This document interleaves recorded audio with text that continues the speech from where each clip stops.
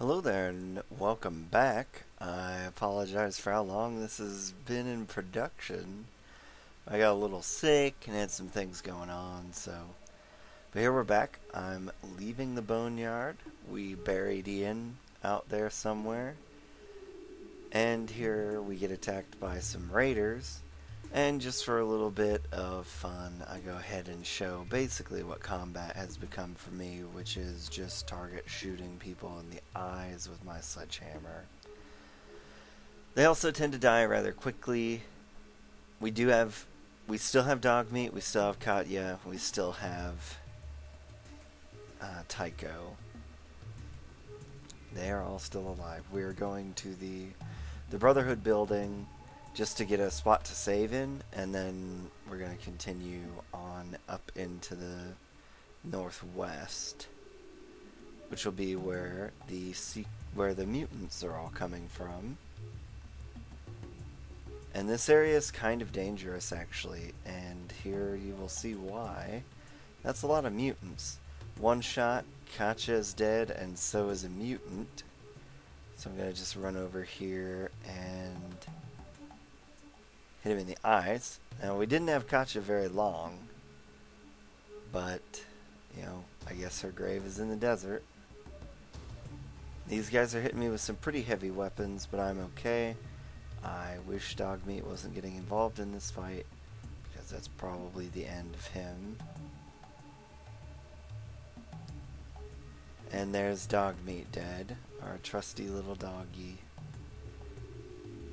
When I started this series, I very much intended to try to keep Dogmeat alive. But then I thought, since I'm recording this particular playthrough and I'm going to put it on YouTube and whatnot, it's sort of fitting that Dogmeat die in this way, because that tends to be what gets him. And if he survives getting to the military base, he usually doesn't survive the military base itself. So what can you do? I show the entirety of this fight. Also, just another one of the little isms of this game. That mutant is dead, but he's like, the death animation just never happened. I had some trouble clicking things in the eyes. Tycho's still alive, but he's getting punched up by a super mutant. I'm still far away. There we go. Hit him in the eyes, and he did. So we're going to dig a quick, hasty grave for Katya and our loyal friend Dogmeat, and move on with our mission. You also see that these guys have some pretty heavy weapons. So if you're a big guns user, going out northwesterly earlier in the game may not be a bad idea, assuming you can survive an encounter like that. Now, it's been a long time since I played this game, so I ended up walking around in the desert for a while, because I cannot remember where exactly the base was when I was recording this. And you'll also get these search for water things if you don't have flasks on you, which I didn't carry any. But here we are.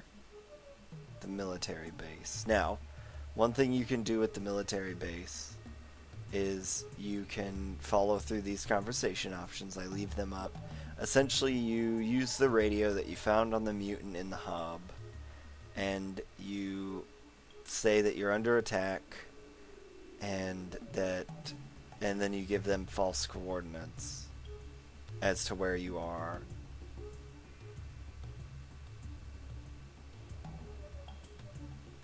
And I go ahead and go for 4 miles south-southwest, which will take them pretty much off the map.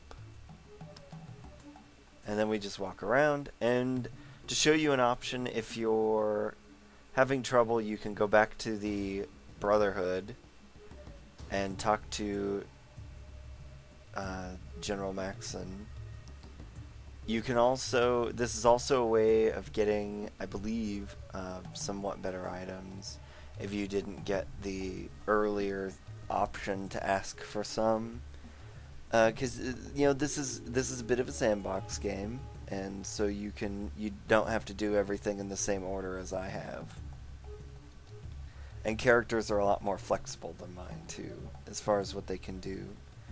I essentially suggest that we go ahead and attack the mutants, and that we do it right now with a small strike team. And then his secretary more or less tells me to go up here, meet with the council. So we just have a walk down here. Now, tragically, the paladins that come and help you only help you get into the entrance, which isn't the hard part of the military base. But, I mean, they're there. And then you don't have any conversation options, so you just click through this. Basically, they just want you to explain what you've seen to the north. And depending on how intelligent you are, you can be a little bit more verbose. So I decided to show off and be verbose. Also, if you read some of the holodiscs and talk to Vree, who's the lead scribe, she has dissected some mutants, and these appear to be just the same, so they're all coming from a source, and this military base appears to be the source. So we're going to go knock it out and have a good time of that. What do you suggest? A preemptive strike. Yep, that's what we want to do. Preemptive strike. So be it. 3 paladins. So, if you're having trouble getting in, so you want to do it earlier, for example, you can use this option, and then once you get in the base, or before you enter the base, put on those purple robes. And I think that could probably get you fairly far. If anything, they'll just take you to the lieutenant, and then you can try and get away from him that way. Because this game, you know, it never dooms you into a straightforward approach.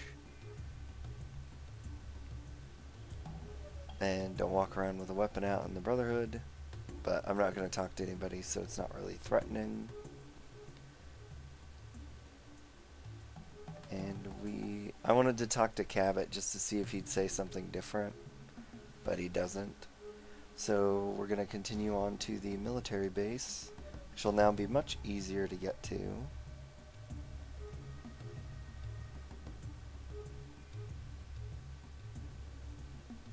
We're just looking around at some different stuff.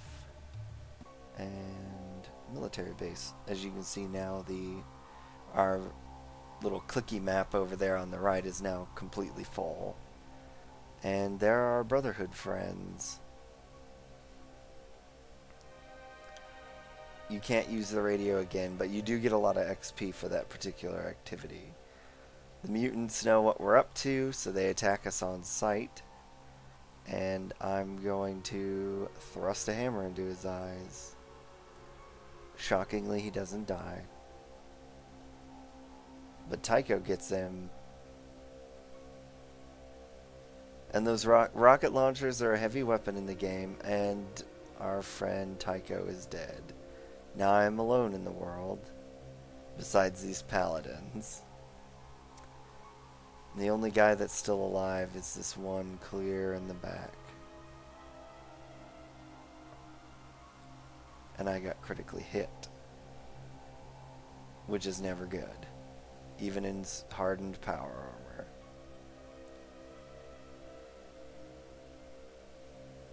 In goes the rocket. He eats a rocket, doesn't kill him. Now I realized later that walking so close to him was a bit of a stupid decision given the rocket launcher. But hey, what can you do? Also, it blew him apart, so I have to pick up all these little bits for the tape that we need. You also get some grenades and his rifle and some other stuff. But the important thing is that tape. So you just click on it, open it, it gives you a code. You don't need to actually remember the code, which confused me. I thought you did. And We're also going to take stuff off of Tycho, like that money I gave him a long time ago. He's also loaded down with all sorts of goodies, but I don't need him for anything anymore. So he'll get to take those to Valhalla, or wherever it is he intends to go. And now we're going to start piddling around with this door. I thought you had to like use the tape on it or enter the code yourself, but the door is unlocked now, so in we go. Now mutants are right there to greet us, so I'm going to do my new typical thing, which is thrusting to the eyes with the super sledge. And he dies.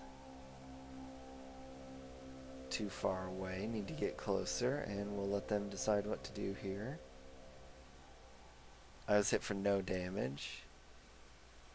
I get up and then he explodes apart. So it's a little bit of the humor of the turn-based nature of this game, the way explosives work. And we'll thrust him in the eyes too. And that finishes our entry party.